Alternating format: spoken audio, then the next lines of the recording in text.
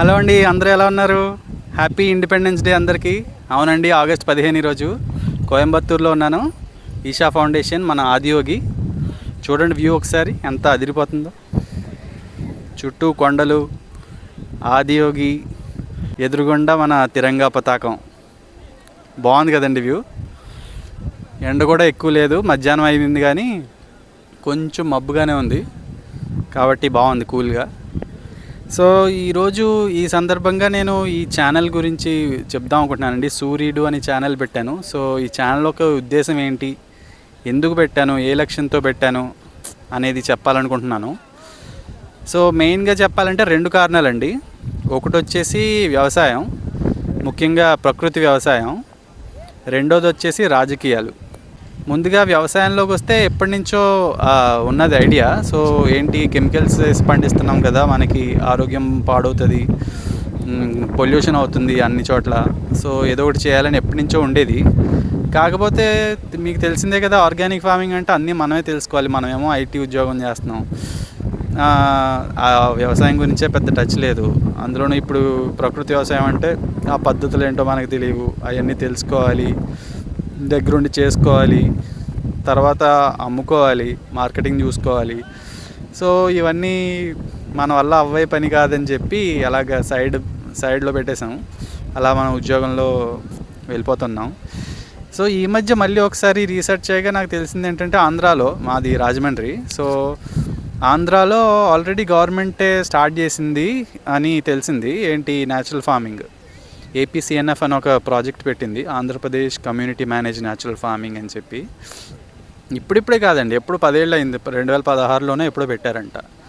అప్పటి నుంచి ఈ మన సుభాష్ పాలేకర్ గారి విధానాలతో స్టార్ట్ చేసి దాన్ని ఇంకా సైన్స్లో ఇంకా డీప్గా వెళ్ళి చేశారు. మన చంద్రబాబు నాయుడు గారు స్టార్ట్ చేశారు. ఒక రిటైర్డ్ ఐఏఎస్ గారిని నియమించారు, విజయ్ కుమార్ అని చెప్పి, విజయ్ కుమార్ తల్లం గారు.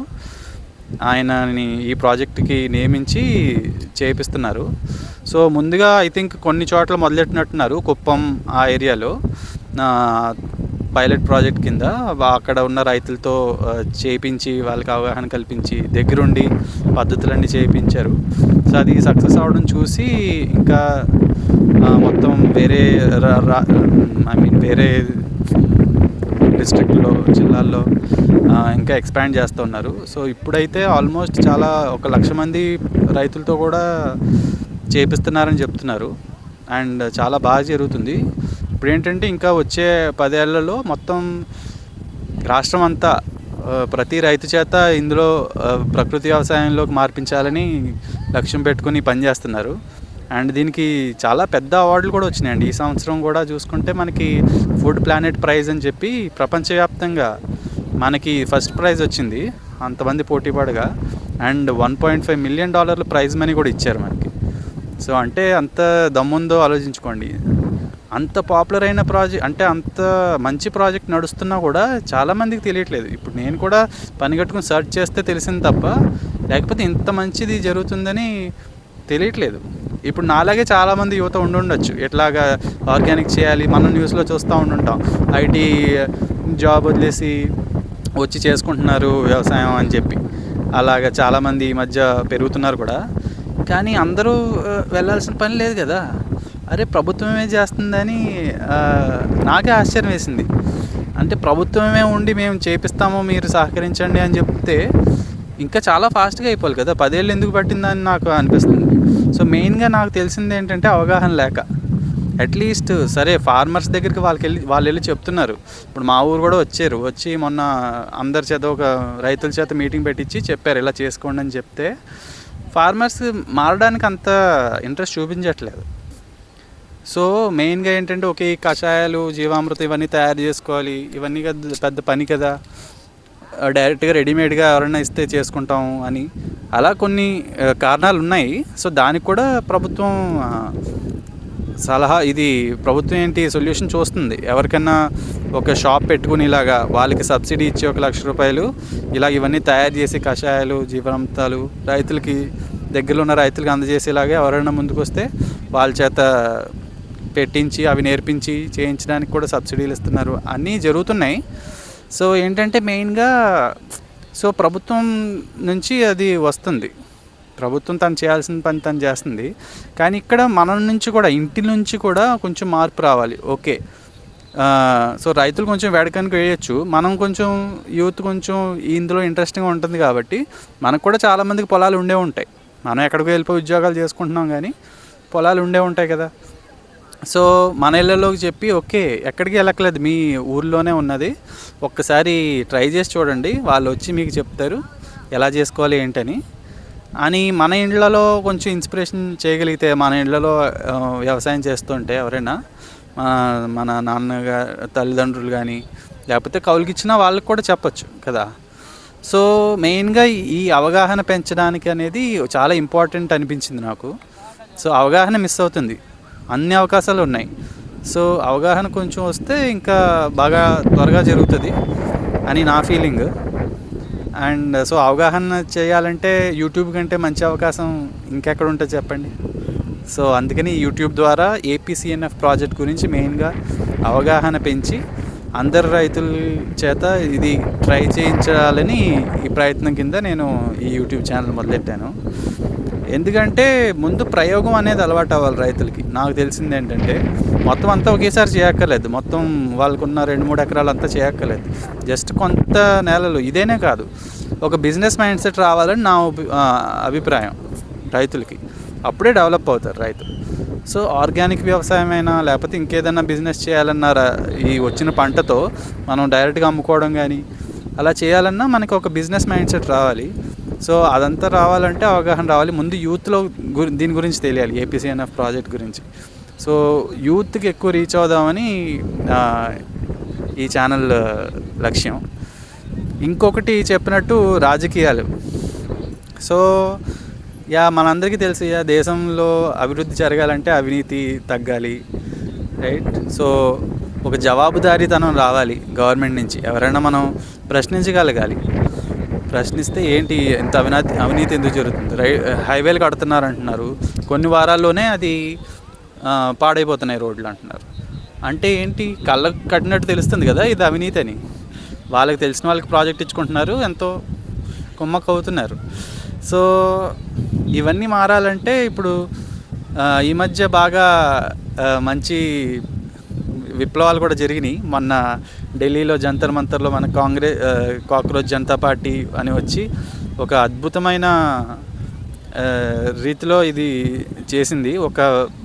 అంటే అందరికీ ఒక థాట్ అయితే వచ్చిందండి. అంటే అందరూ ప్రశ్నించడం మొదలెడితే ప్రభుత్వాలు కూడా దిగి వస్తాయని చెప్పి. అంటే రాజీనామా చేస్తే ఏమవుతుంది, ఎడ్యుకేషన్ మినిస్టర్, దాంతో సమస్య తీరిపోతుందా, అది కాదు విషయం. ఏంటంటే ఒక బాధ్యత అనేది రావడం మొదలవుతుంది కదా. ఇప్పుడు తర్వాత సంవత్సరం మళ్ళీ లీక్ అవ్వకుండా గట్టి ప్రయత్నం చేస్తారు కదా. సో ఆ రకంగా మార్పు అయితే డెఫినెట్గా ఉంటుందండి. సో అలాగా తర్వాత ఇప్పుడు అది అయిపోయాక స్కూల్ టీక్ కరో అని చెప్పి ఇప్పుడు మన ఆగస్టు 15కే కాక్రోచ్ జనతా పార్టీనే ఒక కొత్త క్యాంపెయిన్ మొదలెట్టింది. స్కూల్ టీక్ కరో అంటే స్కూల్ని బాగు చేయి అని చెప్పి. అంటే ప్రభుత్వ పాఠశాలలు చాలా ఉన్నాయి, అవి అంటే కొన్ని కూలిపోతున్నాయి స్లాబ్లు, కొన్ని ఏమో స్లాబ్లు పెచ్చులు రాలిపోతున్నాయి, డ్రింకింగ్ వాటర్ సరిగ్గా ఉండట్లేదు, టాయిలెట్ ఫెసిలిటీస్ చాలా క్లీన్గా లేవు అసలు. తర్వాత మిడ్ డే మీల్స్, మధ్యాహ్నం ఆహారం అని చెప్పి అందులో ఏదో నీళ్లు పోస్తున్నారు, కూర ముక్కలు లేవు, ఏమి లేవు, చారు అని చెప్పి అలాగా ఏదో పెడుతున్నారు. అలా వీడియోలు వస్తున్నాయి, చూస్తుంటే చాలా దుర్భరంగా ఉందండి. అంటే మన దేశం 80 ఏళ్ళు వచ్చాక, ఇండిపెండెన్స్ వచ్చి 80 ఏళ్ళు అయ్యాక కూడా మన దేశంలో ఇంకా ఇలాంటి పరిస్థితి ఉందా అంటే అంత దయనీయంగా ఉంది. సో దీనికి పరిష్కారం ఏంటి అంటే అవినీతి తగ్గాలి. డబ్బులు లేక కాదండి, అవినీతి మయమైపోయి ఉన్న మన డబ్బులంతా అలాగా పాడైపోతున్నాయి. లేకపోతే రోడ్డు కట్టాక 2-3 వారాలకి పోవడం ఏంటండి, సిగ్గుచేటు కాదు. అంటే ఇంకా వాళ్ళని, రాజకీయ నాయకులను కూడా తప్పట్టాల్సిన పని లేదండి. రాజకీయ నాయకులు అంటే వాళ్ళు ఏదో వేరే గ్రహాల నుంచి పడిన వాళ్ళు కాదు కదా, వాళ్ళు మనలాంటి మనుషులే. సో ఎవరో ఏదో రాజకీయం చేయాలి, వాళ్ళు చేస్తున్నారు. అసలు చెప్పాలంటే ప్రజలు చేయాలి రాజకీయం. ప్రజలు చేయకుండా ప్రజలు వాళ్ళ పనిలో వాళ్ళు బిజీగా ఉన్నారు కాబట్టి వాళ్ళు చేయాల్సింది వాళ్ళు చేస్తున్నారు. ఎందుకంటే ఏదన్నా వాళ్ళు సమాజంలో ఏదైనా పని చేయాలంటే ముందు ఏం కావాలి, పవర్ కావాలి. కుర్చీలో వాళ్ళు ఉండగలిగితే ఏదైనా పని చేయగలరు. సో ఆ కుర్చీ కోసం ఉండాలంటే ఏం చేయాలి? ఓట్లు కావాలి. సో ఓట్లు కావాలంటే ప్రజల్ని నమ్మించాలి, ఓకే నేను మంచి పని చేయగలను అని. కానీ అందరూ అంత అర్థం చేసుకునే స్థితిలో ఉన్నారా ప్రజలు? అందరూ అంత చదువుకుని ఉన్నారా? అవగాహన కలిగి ఉన్నారా? లేదు. అందుకనే మతం పేరు చెప్పి ఒకళ్ళు, కులం పేరు చెప్పి ఒకళ్ళు, డబ్బులు ఎరవేసి ఒకళ్ళు ఓట్లు సంపాదించుకుంటున్నారు. మరి అంత ఖర్చు పెట్టి ఓటు సంపాదించుకున్నాక, పవర్ వచ్చాక, మరి ఆ ఖర్చు పెట్టిన డబ్బు తిరిగి తెచ్చుకోవాలి కదా. తెచ్చుకుంటున్నారు. ఇంక ఇలాగే ప్రజలే పట్టించుకున్నప్పుడు మనకేంటని అదొక వ్యాపారంగా చేసుకుంటున్నారు, ఇంకా ఎక్కువ సంపాదించుకుంటున్నారు. సో తప్పు పట్టాల్సింది వాళ్ళని కాదండి, మనదే తప్పు. మనం బాధ్యతగా ఉండి వాళ్ళని ప్రశ్నించడం మొదలు పెడుతూ ఉంటే సమాజం అదే బాగుపడుతుంది. సో దానికి ప్రత్యక్ష నిదర్శనం మొన్న జరిగిన ఢిల్లీలో జరిగిన విప్లవమే. సో ఎక్కడికక్కడ ఈ అవగాహన రావాలి. సో దానికి కూడా మళ్ళీ అన్నిటికంటే సులువైన మార్గం ఏంటంటే సోషల్ మీడియానే. యూట్యూబ్, ఇన్స్టాగ్రాము, ఇంకా ఈ సోషల్ మీడియా కాకుండా ఉండాలి అంటే భవిష్యత్ అలా లేదండి. భవిష్యత్ అంతా సోషల్ మీడియాలోనే ఉంది. అందరూ మాట్లాడడం అలవాటు చేసుకోవాలి. మనకు కూడా ఉపయోగమేనండి. ఇప్పుడు మనం ఫోన్ వాడకం తగ్గించాలి అని అందరం అనుకుంటూ ఉంటాం, కానీ ఎంత చేసినా కుదరదు. ఎందుకంటే అది ఇంట్రెస్టింగ్ ఉంది కాబట్టి చూస్తూ ఉంటాం. బలవంతంగా ఆపేయాలి అంటే ఎలా కుదురుతుంది? అలా అవ్వదు కదా. అదే సింపుల్గా సొల్యూషన్ ఏంటంటే జస్ట్ మనం కూడా అందులో భాగం అవ్వచ్చు కదా. మనం కూడా వీడియోలు చేస్తూ సరదాగా అప్లోడ్ చేయడం, విషయాల గురించి మాట్లాడడం, అప్పుడు మనకు కూడా ఇంప్రూవ్మెంట్ వస్తుంది. ఇప్పుడు ఊరికనే ఫోన్ చూస్తూ ఉంటే మైండ్ డల్ అయిపోతూ ఉంటుంది. ఎందుకంటే మనం జస్ట్ దాంట్లో ఏమీ యాక్టివ్గా బ్రెయిన్ పనిచేయట్లేదు. అదే మనం వీడియోలు చేయాలంటే ఓకే, అయ్యో కెమెరా ముందుకు రావాలంటే ఎలాగా, వచ్చి మాట్లాడాలంటే ఎవరేమనుకుంటారు, ఇన్ని భయాలు అన్నీ ఉంటాయి. ఈ భయాల్ని కొంచెం అధిగమించడానికి ఒక ఛాలెంజ్ లాగా తీసుకొని చేయొచ్చు. తర్వాత సమాజానికి ఉపయోగపడే వాటి గురించి ఏం మాట్లాడాలి అన్నీ ఆలోచించడం మొదలవుతుంది. బ్రెయిన్ ఇంకా యాక్టివ్గా అవుతుంది. మన పిల్లల్ని కూడా ఇన్వాల్వ్ చేయొచ్చు. చిన్న చిన్న పిల్లలు కూడా వచ్చి మాట్లాడుతున్నారండి ఇప్పుడు ఈ విప్లవం వచ్చాక. ఇదిగోండి రోడ్డు సరిగ్గా లేదు, స్కూల్ పిల్లలు గొడుగు తెచ్చుకొని మైక్లా పెట్టుకుని సరదాగా రోడ్డు దగ్గరికి వెళ్ళి వీడియో తీసి, ఇదిగోండి రోడ్లో చూడండి ఎన్ని గుంటలు ఉన్నాయో, ఈ రోడ్లో గుంటలు ఉన్నాయా, గుంటల్లో రోడ్డు ఉందా అన్నట్టుంది, ఇది తక్షణం సరిచేయాలి అని చెప్పి. అంటే చిన్నపిల్లలు అంటే అమాయకంగా ఉంటారు కదా, వాళ్ళకి ఏం కల్మషం లేదు అన్న ఒపీనియన్ ఉంటుంది కదా అందరికీ. సో వాళ్ళు వచ్చి మాట్లాడేసరికి ఇంకా పవర్ ఉంటుందండి ఆ మాటలకి. సో కొన్ని చోట్ల అయితే అలా వచ్చి మాట్లాడాక తర్వాత రోజు అధికారులు వచ్చి ఆ రోడ్డు బాగు చేయడం, అన్నీ చేయడం, అలా వీడియోలు కూడా వస్తున్నాయి.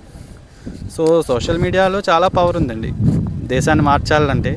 సో ఇండిపెండెన్స్ డే ఈరోజు, దీనికంటే మంచి రోజు ఉండదు దీని గురించి మాట్లాడడానికి.